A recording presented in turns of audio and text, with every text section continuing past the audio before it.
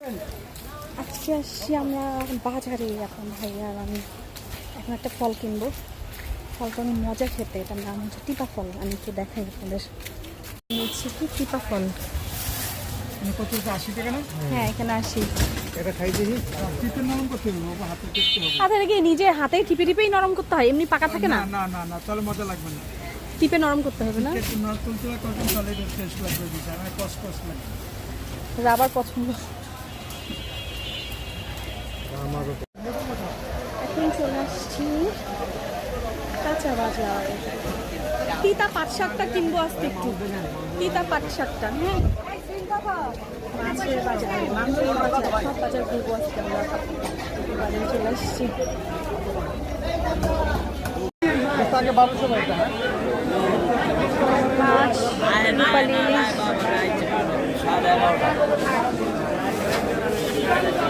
আবার আহমদ চাচা কইল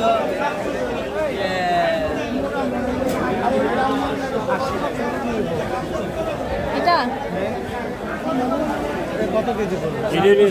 এটা কি ডিম হবে নাকি? ডিম ছাড়া পাবেন। ডিম ছাড়া দিয়ে 700 করে বেচছি, কোনার কষা। কয় কেজি হবে? 4 কেজি।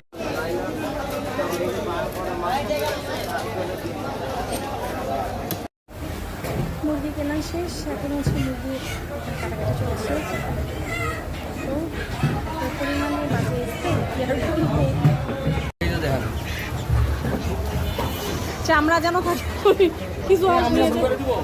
হ্যাঁ হ্যাঁ, ড্রেসিং।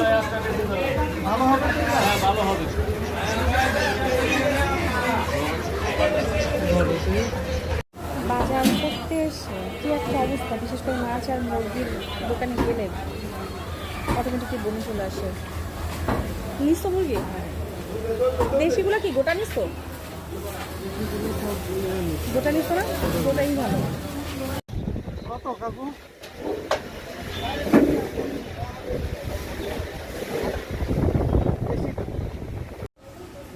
ফাইনালি বাজার করে চলে আসছি। আর কি বাজার করছিলাম একটু শেয়ার করি আপনাদের সাথে। আজকে বাইরে প্রচণ্ড বৃষ্টি ছিল, বৃষ্টির মধ্যে কাদা পানির মধ্যে বাজার করতে গেছি। আপনাদের ভাই আজকে বাসায় পূজার ছুটি আসছে, এই কারণে।